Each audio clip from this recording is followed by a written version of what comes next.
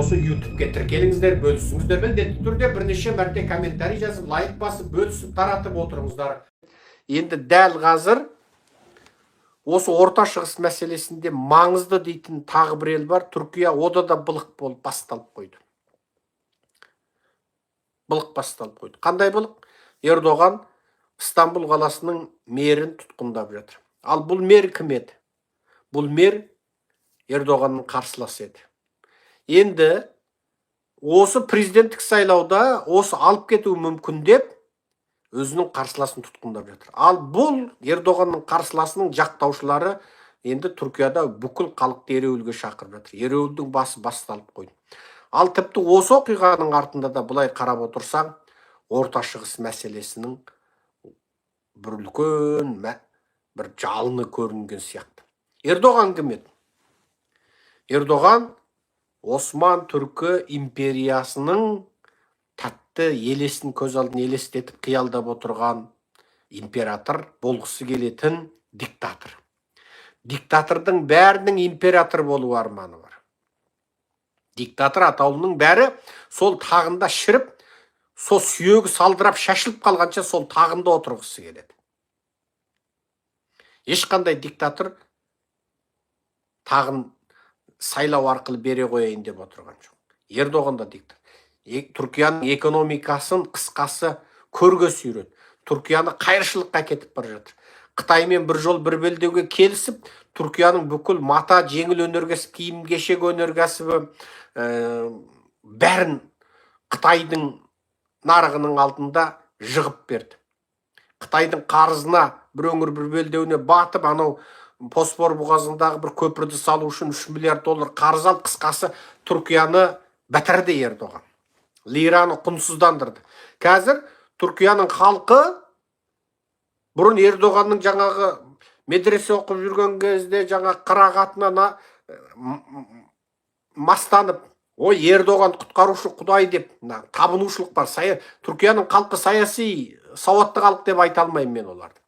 Сөйтіп оны жаңағы бұрынғы кездегі атеистік биліктің тепкісі өтіп кетті ғой. Мынау енді Түркияның халқы ұзақ жылдық атеистік билеушілерден кейін келген мынау медреселік сауаты бар жаңағы. Жылына бір рет жаңағы шешесінің аяғын жуа қояды ораза айында. Биылғы ораза айында шешесінің аяғын жуды ма, жумады ма білмеймін. Оны видеоға түсіріп сала қояды. Оразада әскерлермен, қарапайым халықпен тамақ іше қалады.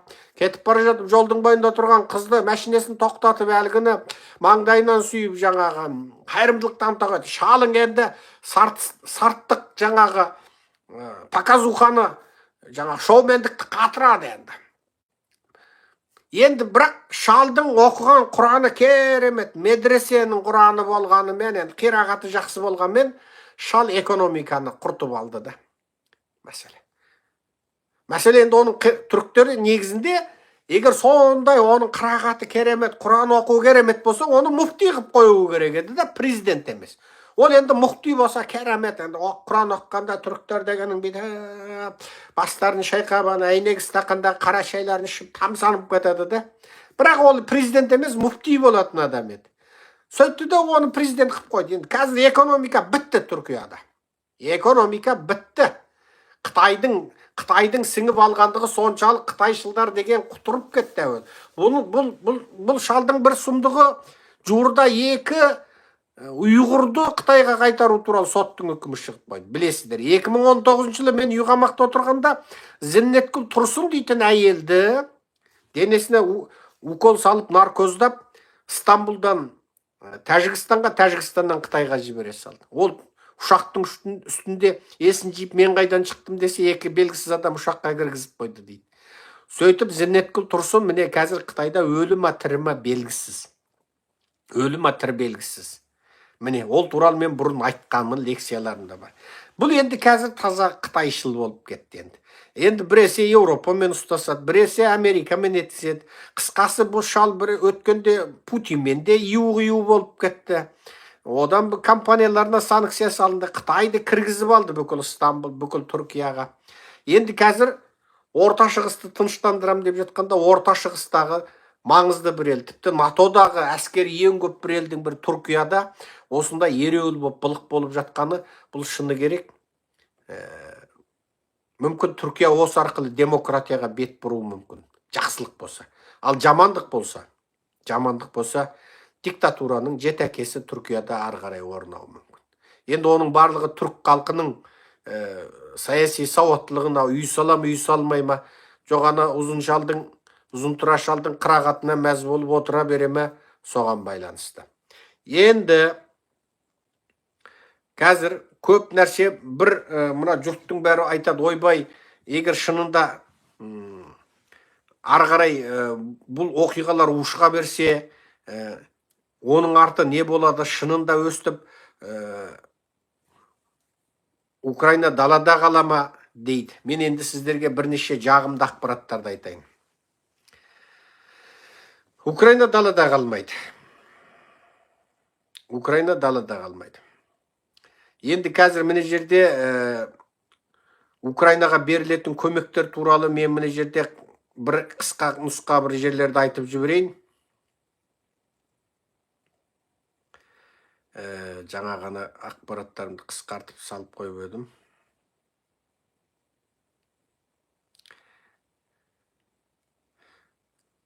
Қазір 1 минут.